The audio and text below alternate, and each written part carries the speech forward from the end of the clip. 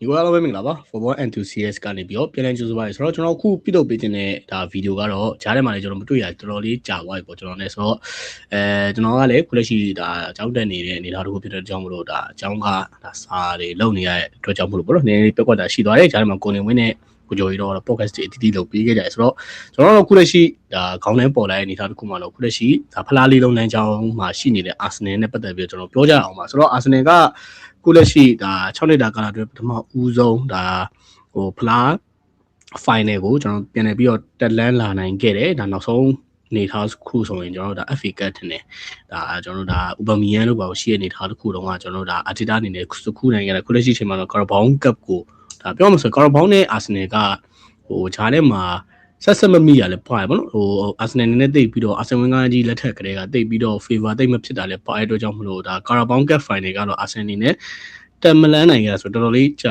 ကြာနေခဲ့ပြီအခုလက်ရှိအချိန်မှာတော့ဒါပြောရမှာဆိုရင်နှစ်ပေါင်းတော်တော်အကြာအပြီးမှာတော့ Arsenal နေနဲ့ဒါ Chelsea ကိုနိုင်ယူပြီးမှတော့တက်လန်းသွားနိုင်ခဲ့တယ်ဆိုတော့ဒီပွဲလေးကျွန်တော်ကြည့်ခဲ့တယ်ဒါပေမဲ့မျိုးသောကျွန်တော်တို့အခြေအနေတွေကြောင့်ကျွန်တော်ဒီကြားလေးမှာ review တွေ preview တွေမပြည့်လို့နိုင်ခဲ့ဖြစ်ပါတယ်ဆိုတော့အဲဒီကြောင့်မလို့လဲခွင့်လို့ပေးဖို့အတွက်ညီကိုတွေတောင်းဆိုချင်ပါတယ်ဆိုတော့ခုလက်ရှိ Arsenal ကညီကိုအားလုံးလည်းဒါဒီပြသားဖြစ်နိုင်မယ်ကျွန်တော် Leeds United ကိုကျွန်တော် 4-0 ဆိုတဲ့ result ကိုလည်းနိုင်သွားတယ်အဲ result နဲ့နိုင်ပြီးနောက်ပိုင်းမှာဆိုရင်ခုလက်ရှိညီကိုအားလုံးမြင်တခဲရတဲ့အတိုင်းပဲ Premier League မှာအဆင့်1 Champions League မှာအဆင့်1 Carabao မှာ final ဒါအပြင်ကျွန်တော်တို့ဒါ FA Cup မှာဆိုရင်4 round ထိမှာရောက်ရှိလာပြီဆိုတော့ Arsenal ရဲ့ဖလားလေးလုံးလမ်းကြောင်းကတော့ကျွန်တော်တော်တော်လေးဖြောင်ဖြူးနေတယ်ဒီကြားထဲမှာတေးကြတဲ့အရာတွေနဲ့ပတ်သက်ပြီးတော့ကျွန်တော်အဓိကထားဆွေးနွေးကြည့်မှာပေါ့ခုလက်ရှိဖလားလေးလုံးလမ်းကြောင်းတေးကြတဲ့အသင်းလို့ပြောပါဆိုရင်ကျွန်တော် Arsenal ကလွဲပြီးတော့တခြားအသင်းကျွန်တော်တို့ဒါလက်ညှိုးထိုးပြပါဆိုရင်ထိုးပြစရာမရှိတော့အောင်မှာဖြစ်နေတယ်ဆိုတော့ Manchester City ကလည်းကျွန်တော်တို့ Carabao Cup final ဘာညာရောက်တယ်ဆိုပေမဲ့လည်းခုလက်ရှိ City ရဲ့အနေအထားတစ်ခုက Premier League မှာစိန်ခေါ်နိုင်မရှိသလိုဒါ Champions League မှာဆိုရင်သူတို့အနေနဲ့တော်တော်တိုင်ပတ်နေတာ FA ကတော့သူတို့ဒါလမ်းကြောင်းရှိသေးတယ်ဘာညာဆိုပေမဲ့လည်း Arsenal လိုမျိုးခုလက်ရှိ squad တဲ့အင်အားပို့ပြီးတော့ပြန်နေတောက်တင်းလာတဲ့အရာတွေကလည်းပို့ပြီးတော့Arsenal အတွက်တော်တော်လေးဟိုအထောက်အကူဖြစ်လာစေတယ်ကျွန်တော်ဆိုရမယ်မနေ့ကပွဲမှာဆိုတဲ့ဒါ Kai Havertz ရဲ့သွင်းဂိုးကြီးဘာညာကိုကျွန်တော်မြင်တွေ့ခဲ့ရသလို Chelsea ကိုလည်းကျွန်တော် dominate ဖြစ်စော်ကားနိုင်တဲ့အရာတွေက Arsenal အနေနဲ့တကယ်ကိုမှဒီဖလားကိုယူမဆွဲစိတ်တဲ့တစ်ခုကိုရှိရလို့ကျွန်တော်တို့ထင်မိတယ် Arteta အနေနဲ့ဒီဖလားကိုပြောမှဆိုတော့ကျွန်တော်တို့ခြေနှံတလန်းအနေနဲ့ပေါ့ဒါ Premier League ဒါမှမဟုတ်ကျွန်တော် Champions League တော့မဟုတ်တဲ့ FA ဒီလိုမျိုးကျွန်တော်တို့တကယ် major trophy တွေမရခင်မှာဟိုကျွန်တော်တို့ဒါခြေနှံတလန်းအဓိကတော့ကျွန်တော်စိတ်တပိုင်းဆိုင်ရာမြင့်တင်စီပဲအရာတစ်ခုဖြစ်ကျွန်တော်ယူနိုင်မဲ့အနေအထားတစ်ခုရှိလို့ကျွန်တော်တို့ကနေဦးအနေနဲ့သုံးသက်ချင်တယ်တစ်ဖက်ကတော့ကျွန်တော်တို့ဒါ final တက်လာတဲ့အသင်းကတော့ကျွန်တော်တို့ဒါ9နှစ်စတိုက်ကျွန်တော်တို့ဒါ background လက်ထက်မှာCarabao final တက်လာတဲ့ Manchester City ပါဆိုတော့ City ကလည်းကျွန်တော်တို့ဒါပြီးခဲ့တဲ့ Champion Newcastle ကိုကြော်ဖြတ်ပြီးတော့ကျွန်တော် 3-1 ဆိုတဲ့ result တစ်ခုနဲ့ကျွန်တော်တက်လန်းနိုင်ခဲ့တယ်ဒါဟိုကျွန်တော်နှစ်ကြောပေါင်းဆိုတဲ့ 5-1 လားဆိုလိုမျိုးနေတက်နိုင်ခဲ့တယ်ဆိုတော့ Arsenal ကတော့ကျွန်တော်တို့ဒါ Chelsea ကို dominate ဖြစ်ဒါပထမပိုင်းကတော့နည်းနည်း shaky ဖြစ်ခဲ့တယ်ဗျာဒီဒါမှမဟုတ်လည်းခုလက်ရှိဒါ Emirates တို့ဘာလို့မှာတော့ဒါပြောမှဆိုအကောင်းဆုံးပုံစံမျိုးနဲ့ဒါ Chelsea ကိုဖြတ်ခတ်နိုင်ခဲ့ပြီးတော့ final ကိုတက်လန်းနိုင်ခဲ့ပြီဆိုတော့ Arsenal ရဲ့ဖလားလေးလုံးလမ်းကြောင်းနဲ့ပတ်သက်ပြီးကျွန်တော်တို့ဆွေးနွေးကြည့်မယ်ဆိုတော့ကျွန်တော်ကတော့ဒါပထမဦးဆုံး final ရောက်လာတဲ့ Carabao နဲ့ရှင်းထိုးပြီးပြောရမယ်ဆိုရင် City ကိုနောက်ဆုံးတောက်လျှောက်ဆိုတော့ Arsenal တွေ့တဲ့အနေထားတစ်ခုမှဆိုရင်ကကျွန်တော်ထင်တယ် Arsenal ဒီကျွန်တော်တို့တောက်လျှောက်ဆိုတော့ dominate ဖြစ်စော်ကစားနေတဲ့အခြားတွေပါ Arsenal ဂျားထဲမှာကျွန်တော်ဂိုးပြက်ချီပြက်တောင်မှမိနစ်ကဒါ 5-0 လား 5-1 လားဒီလိုမျိုး result တောင်မှကျွန်တော် Arsenal နဲ့ပြီးလို့နိုင်ခဲ့တာဒီလိုခြေစွမ်းဒီလိုစိတ်သက်မျိုးနဲ့ဆိုရင်တော့ City ကိုကျွန်တော်ဒါမရှင်းနိုင်ကြအကြောင်းမရှိလို့ကျွန်တော်တို့ထင်တယ်ဝင်မလေပဲဘလို့ပဲဖြစ်နေပါစေဒါ 50-50 ဒါပြိသက်တွေစော်ကစားဒါဝင်ရောက်အပေးရနေတာတကူဘလို့ပဲဖြစ်နေပါစေကျွန်တော်တို့ဒါ EFL Cup မှာတော့ Arsenal အနေနဲ့ City ကိုအနေဆုံးကျွန်တော်တို့ဒါမိနစ်90အတွင်းမနိုင်ဘူးဆိုရင်တော့မှကျွန်တော်ထပ်ဆောင်အချိန်ပို့တော့မဟုတ်ကျွန်တော်တို့ဒါ penalty ဆုံးဖြတ်တွေမှာတော့ကောင်းမွန်ဆုံးရှင်းမြန်နေမယ်လို့ကျွန်တော်တို့ကနဦးအနေနဲ့ယူဆနေတယ်ဆိုတော့ Arsenal ဒီကျွန်တော်တို့ EFL Cup ကတော့ယူရမယ့်ပုံစံမျိုးလို့ကျွန်တော်တို့ထင်တယ် Arteta အနေနဲ့ဒီယာဒီကကျွန်တော်ပြောမှာဆိုဖလားလမ်းကြောင်းကအနေဆုံး at least ဗျာ EFL Cup ပါပြီးတော့ကျွန်တော်တို့ဒါ Premier League ကတော့ကျွန်တော်အခုလက်ရှိအနေထားရဆိုရင် Arsenal ကိုလိုက်မိဖို့ဆိုတာကတော်တော်လေးခက်ခဲလာပြီဒါတခြားအသင်းတွေကျွန်တော်တို့ဒါ Manchester City ပဲဖြစ်ဖြစ် Aston Villa ဆိုရင်ကကျွန်တော်ပို့ပြီးတော့မှဝေးကွာသွားပြီလို့ဆိုရမယ်ဆိုတော့ Manchester City တဲ့တင်းတော့ပဲလိုက်မိရမှာလိုက်မိဖို့ဆိုရင် Arsenal ကရက်တက်နေရမယ့်အနေထားတစ်ခုမှရှိရဗျာဆိုတော့အခုလက်ရှိအချိန်မှာ Premier League စီမံထဲမှာဆိုရင်အမှတ်ဘယ်လောက်ကွာခြားလဲဆိုတော့တော်တော်ကွာနေတာကျွန်တော်တို့ဒါ6မှတ်ထိကွာနေပြီဆိုတော့ကြောင့်မလို့ Arsenal ကနှစ်ပွဲစတိုက်ရှုံးမှာကိုရမယ့်အနေထားတစ်ခုဒါအပြင် City ကလည်းဒီအပတ်မှာကကျွန်တော်တို့ဒါ Liverpool နဲ့တွားပြီးတော့တွေ့တဲ့အနေထားတစ်ခုက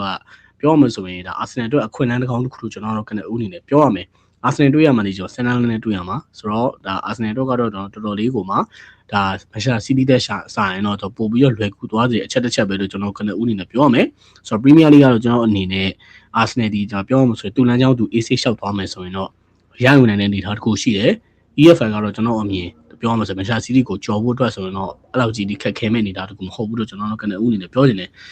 ခြားထဲမှာကျွန်တော်တို့ဒါပြောမှဆိုအရင်တော့ကနေမားခဲ့တဲ့အရာတွေကခုလက်ရှိချိန်မှာပြောပါစရာမဖြစ်တော့အောင်မှာအာဆနယ်အနေနဲ့ဒါမန်ချက်စီးတီးနဲ့တွေ့ရနေတာတစ်ခုမှာတောက်လျှောက်တာလာဒါမဲ့လည်းစီးတီးကတော့ကျွန်တော်တို့ဒါ final ဆိုရင် final အလျောက်ဝယ်တို့ plan မှာနေရှိကောင်းလေးရှိမှာပေါ့နော်ပတ်ရဲ့အနေအထားတစ်ခုရဆိုတော့ဒါဘာမဆိုတော့ဖြစ်တော့နိုင်နေတိုးပေမဲ့ခုလက်ရှိချိန်မှာတော့အာဆနယ်ရဲ့ဖလားလေးလုံးလမ်းကြောင်းကတော့ခုလက်ရှိချိန်ထိတကယ်ကိုမှ stronger အဖြစ်ဆုံးဒါ Premier League အသင်းတွေတသင်းလို့ပဲကျွန်တော်တို့ဒါဝန်ခံရစေဆိုတော့အာဆနယ်ဒီခုလက်ရှိချိန်မှာ EFL နဲ့ Premier League ကတော့ကျွန်တော်အနေနဲ့ရယူနိုင်မှုအခွင့်အရေးရှိရတော့ကျွန်တော်တို့ကနဦးအနေနဲ့သုံးသက်ရှင်နေဆိုညီကိုရောဘယ်လိုထင်လဲပေါ့ဆိုတော့ဒါအပြင် Champions League မှာလည်းခုလက်ရှိချိန်မှာအဆင့်1ရှုံးဝဲမရှိသေးဘူးရှစ်ပွဲကစားရှစ်ပွဲတုံးနိုင်ထားတယ်ကင်းရှိတွေလည်းရတယ်ခြားထဲမှာဂျိုကြားဒါအပြင်ကိုမှတကယ်ကိုအကောင်းဆုံးခံစစ်တွေနဲ့ကျွန်တော်တို့ပုံစံကောင်းနေတဲ့ပြသနေတဲ့အာဆနယ်ဒီပြောမှဆိုတော့ဒါပြီးခဲ့တဲ့နှစ်ကလို့လီဗာပူးလိုမဖြစ်ဖို့တော့လိုအပ်တယ် round 16 16သင်းဆင်တွေ့နေတာတခုမှာမိနစ်ကချန်ပီယံလိဒါစူပရာရခဲ့တဲ့ PSG နဲ့အတွေ့မှာတော့ဒါလီဗာပူးအနေနဲ့ပထမဆုံးပြန်လဲရှုံးသွားပြီပေါ့နော်ဆိုတော့ဒီလိုမျိုးပုံစံမျိုးဖြစ်ဖို့တော့ကတော့အာဆနယ်အနေနဲ့လိုအပ်တယ်ဒါပေမဲ့အာဆနယ်ရဲ့ကျွန်တော်တို့ဒါချန်ပီယံလိလမ်းကြောင်းကလည်းဒီဝဲအားလုံးတွေ့ပါလိမ့်မယ်ဆိုတော့ဘာလို့ဆိုဖြစ်သွားနိုင်တယ်ညာဘက်ကကျွန်တော်မဲခွဲတဲ့ဘက်ကိုပြန်ကြမယ်ဆိုရင်တော့အာဆနယ်နဲ့ပို့ပြီးတော့လွယ်ကူလာမယ့်အနေထားတစ်ခုဘယ်ဘက်စလော့မှာကကျွန်တော်တို့ Real Madrid တို့စသဖြင့်ကျွန်တော်တို့ဒါတကယ်ကျွန်တော် Big Six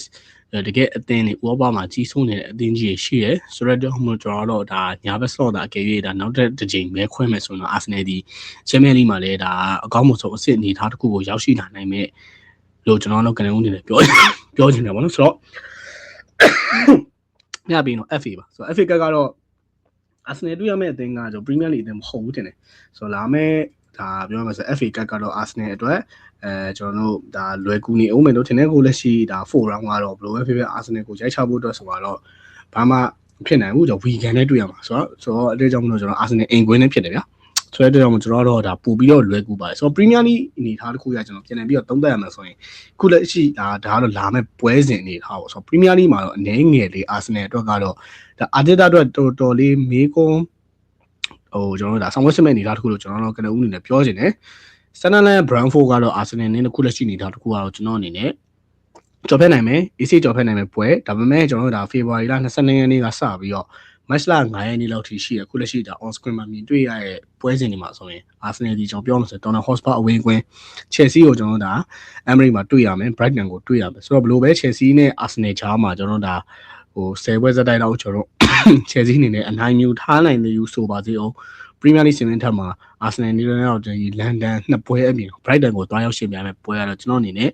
Arteta တို့တကယ်ကိုမျိုးထုတ်ချင်စရာဒါပြောမှဆိုဆမ်ဝဲစစ်စရာပွဲစဉ်3ပွဲတော့ကျွန်တော်ကနဦးနေမြင်မိတယ်ကျန်တဲ့ပွဲတော့အာဆနယ်အနေနဲ့ကတော့တကယ်ကိုအကောင်းမွန်ဆုံးကြော်ဖြတ်နိုင်မယ်လို့ကျွန်တော်ယုံကြည်တယ်ဆိုတော့ညီကိုရောဘယ်လိုထင်လဲပရီးမီးယားလိမှာကျန်တဲ့ပွဲတွေကြော်ဖြတ်ပြီးသွားပြီဆိုရင် CD နဲ့က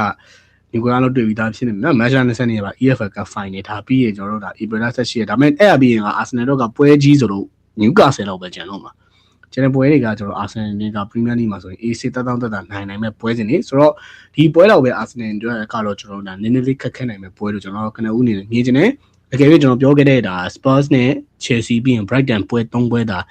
Arsenal အနေနဲ့အမှတ်6မှတ်သို့မဟုတ်9မှတ်လောက်ယူသွားနိုင်မယ်ဆိုရင်တော့မှတော်တော်လေးကောင်းမွန်တဲ့အနေအထားတစ်ခုလို့ကျွန်တော်တို့ကလည်းဦးနေပြောချင်တယ်ဆိုတော့အကယ်၍ဒါအဲ့ပွဲတွေမှာမရှုံးခဲ့ဘူး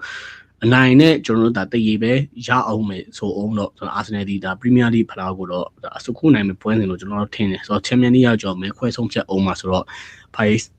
ဆက်ဖြစ်လာမယ်မသိဘူး FA ကတော့တေချာပေါက်နောက်တစ်ဆက်တက်လန်းနိုင်အောင်မယ် EFL ကတော့ Manchester City နဲ့ဆိုတော့ဒါနီးနားရောင်နေကျွန်တော်တို့ပွဲကြော်သေးချက်ပြုတ်လုပ်ပေးမယ်ဆိုတော့ခုလက်ရှိချိန်ကတော့ကျွန်တော်တို့လက်မှတ်ခံခြင်းနဲ့လက်ခံရမယ် Arsenal ရဲ့ဖလားလေးလုံးလမ်းကြောင်းကတော့တကယ်ကိုပဲဒါတခြားအသင်းတွေနဲ့ဆိုင်တော့ပို့ပြီးတော့ကောင်းမွန်နေသေးပဲလို့ကျွန်တော်ဆိုရမယ်ဆိုတော့ Borderline ဖြစ်မဲ့နှစ်ကနေလွန်မြောက်မဲ့2026ခုနှစ်များ Arsenal အနေနဲ့ဒါအောင်မြင်မှုတွေစုခုနိုင်မဲ့နှစ်များဖြစ်လာမလား Arsenal အနေနဲ့ဘယ်လောက်ထိကျွန်တော်တို့ဒါစူပလာတွေစုခုနိုင်မယ်ထင်ကြတယ်ကိုယ့်ရဲ့မြင်ကိုလွတ်လပ်စွာ comment အောက်မှာဝေးအောင်ဆွေးနွေးညှိနှိုင်းလို့ရပါဆိုတော့ကြည့်ရှုအားပေးတဲ့ညီကိုရဲ့အားလုံးကိုလည်းကျေးဇူးများတင်ပါတယ်ဗျာဆိုတော့နောက်တဲ့ဗီဒီယိုမှာညီကိုရဲ့အားလုံးနဲ့ပြန်တွေ့ကြပါမယ်ဆိုတော့ညီကိုရဲ့အားလုံးပဲကောင်းကောင်းနေပါဗျာ